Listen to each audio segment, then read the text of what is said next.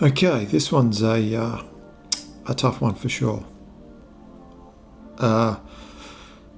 Suicide is almost a taboo subject, but it's a common part of society, to the point that it's actually too common and unspoken far too much. And most of us understand and have had some degree of relating to what leads to suicide, even though there's many of us that have not gone down the path of attempting suicide. We do understand those feelings that relate and precede to someone committing suicide. And some of those are hopelessness, emotional pressure and stress, and loneliness and isolation. And to be honest, I think the one that really stands out the most is loneliness and isolation. I know that in my journey, I had plenty of times where the challenges of life, the emotions I was feeling and processing were just so heavy, and I felt no avenue to process, no permission to process, no person to really share with so I could process. And that always led to a feeling of just feeling alone and isolated.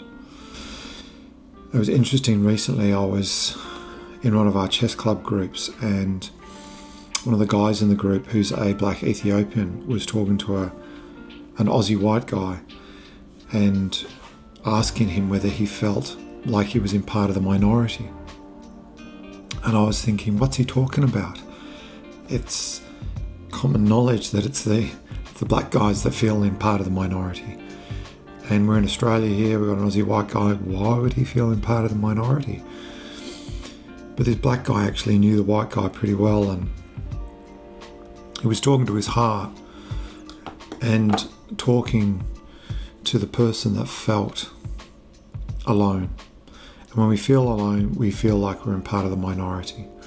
We feel isolated, we feel disconnected, we don't feel part of a community, we don't feel seen, we don't feel valued.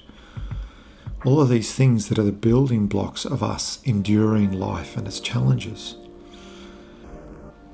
And it was really quite an amazing insight that these two guys experienced in the way they connected with each other, one heart to the other. And what one guy was saying was, I see you. I hear that you're feeling alone and isolated and not seen. And if you feel like you're not seen, you're never going to feel valued. You're never really going to feel loved. And you can get to a point in your life where you just feel so alone. And you're going through life, going through your relationships, your work, your daily routines, having moments of happiness and moments of achievement and moments of feeling valued, but often they're temporary and based on circumstantial things. Money is one of the most common ones, and a lot of us get addicted to the pursuit of money because it helps us fill that void. And we all know we have many things that help us numb the void as well. Coping mechanisms, screen time, alcohol, drug addiction, porn addiction. We all have addictions that essentially are numbing the pain of just feeling alone and isolated. And it's an epidemic in Western civilization.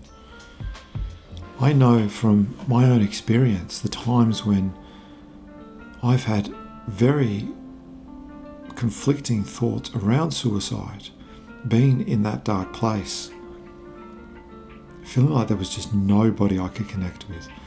And whoever I spoke to or had the opportunity to connect with and talk to, they really didn't see me. They didn't see my heart. And they would too often jump into wanting to advise me or tell me what they think I should do or that kind of junk, rather than just responding with the simple things of, that must be hard to have to deal with that, or to carry that, or I feel your burden. Other people don't have to understand what you're going through. But I think when other people are confronted with, hey, I'm really struggling, I'm not coping, I'm having negative thoughts, I'm having suicidal thoughts, it triggers something in other people that they suddenly don't cope and they feel ill-equipped to handle it. So they end up saying what they think they should say rather than allowing themselves to be maybe a bit vulnerable, a little bit patient, and just to be present. Oddly enough, this guy in our chess club, the black guy, sorry, keep referring to him if it offends you, sorry, I don't care. He has a way of really listening to people and actively listening. He listens without thinking about anything. He just listens and knows how to be present. And sure, there's some times that he just can't handle people's intense emotions. I've had times talking with him and he said, man, I just have to tap out. He's saying he just can't process it. When we come to that place of our darkest moments, one, we need to feel safe. We need to be seen. We need to be valued, and we need to be loved. And all of these things can happen in a short period of time. But there's not many people in our society that can really provide that safe space. And I personally believe the people that are trained to do it still don't know really how to do it because it's so methodical and systematic. And each of our circumstances, our journey leading up to those times where we're contemplating suicide, those methodical systems that people have been trained, they don't work. They're too generic to meet with the nuances of our own unique journeys, to really hit the nail on the head, to shoot an arrow into the heart that makes the person truly feel like, this person's really listening, this person gets me. For the first time in my life, I feel like somebody cares. That's what it is to be seen. That is the key thing that helps us navigate away from the darkness.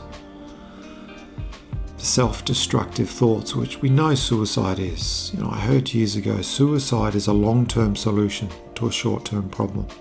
And I do believe that. But when we get caught in that darkness, those thoughts that we feel just terribly alone, scared, frightened, isolated, they can be really hard to pull ourselves out of by ourselves. It really just takes another person to just say, man, I see your pain. I'm sorry I don't have all the answers, but I'm here. I'm present.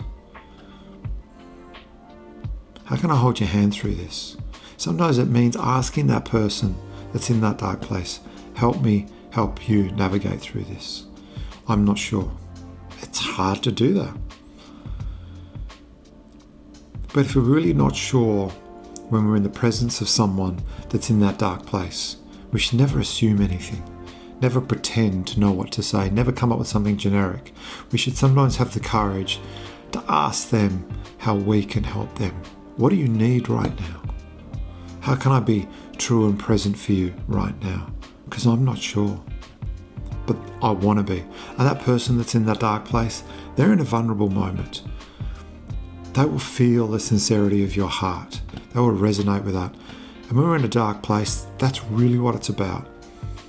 Is connecting with the other person's heart, connecting without any conditions, giving them a moment of just feeling safe and free.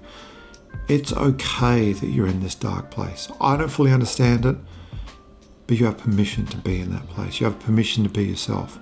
I won't judge you and tell you what to do, which is why in one of the other videos I talk about why the church has failed us. Because the church is an institution that has so many systems, processes, beliefs, things they call to, cliche verses, scriptures. I'll pray for you, let's pray together, read the word more. Things that are people that use to almost deflect their responsibility to just let down their guard and connect in that moment and say, you matter to me. I'm going to hold your hand through this. I don't know what's ahead. I don't know what's going to come out of it. And I don't assume to know your situation. But I want to connect with your pain. I want you to know that you're not carrying this alone. Who of you out there has felt that pain? Who of you out there has given generic responses? Who of you out there has failed when you know that someone is in pain and you walked away or you deflected? It's time that we started recognizing that we're in a traumatized society. So many people in our daily walk, I'd say majority of people that you connect with every day, they're in pain, and we have no idea because we don't ask the right questions. We say, "Hi, how you going?" We should be asking, "Hey, how you doing? How's your week been? How's the journey? Hey, if there's anything you need, just let me know." Most of the time, people won't ask you for anything, but give them 5 seconds of bloody authenticity. Keep it real instead of the facade. And I know that we often feel like we're in need as well, but the best way to meet our own needs is to give to someone else what we need. That's when we're really being courageous and stepping out of being stuck in our own bubble and just giving a bit of unconditional love to someone else who needs it. And you'd be amazed what gets reciprocated. When people truly share together, both people benefit. Both people are rewarded and blessed from that encounter. Let's try and keep it real. Let's take a leap of faith, use some courage, and learn to ask the right questions from the heart, not the head and not from fear. Hey, thanks for listening. Please share, please comment, please reach out with someone. Reach out to us, me. If you're in that dark place, that's why we do what we do. That's why I'm on social media. That's why we have a chess club. It's not about chess, it's just an icebreaker. I suck at it. Don't even know if I like playing chess. But it triggers patience, time, gives people the opportunity to do it on their terms. Let's just give it a go. Let's help someone who really needs it, because you'd be surprised. It'll end up helping you too.